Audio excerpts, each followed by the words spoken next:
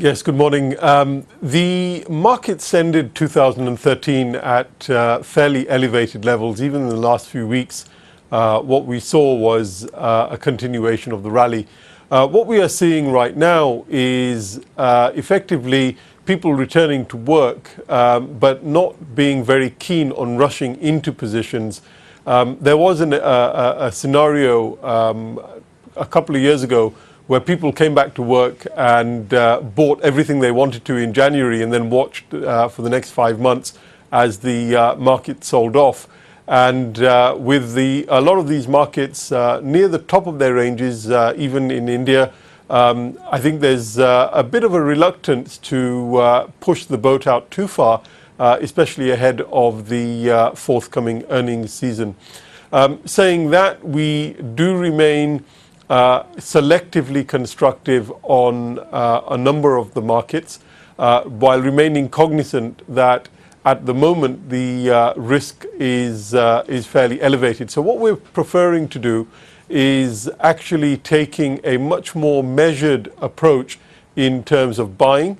We're recommending buying selective names at opportunistic levels and selective markets at the right levels, but we're not prepared to chase here right now.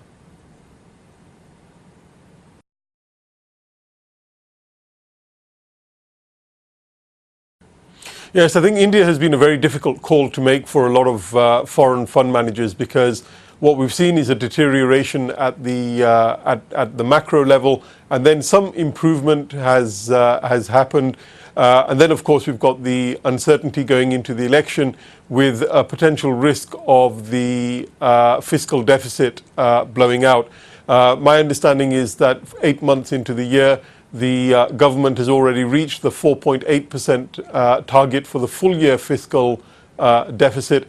So at the moment, I do think that the risk is to the downside more in the currency than it is in the equity market.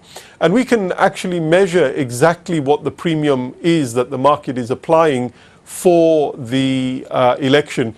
If you look at the credit market implied level for equities is somewhere around 5,600. So about 7 or 8% downside from here. But the equity market is remaining quite positive about the outcome of the election.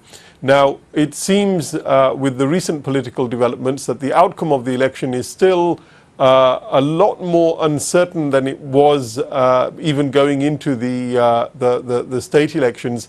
And there is potential for some disappointment there.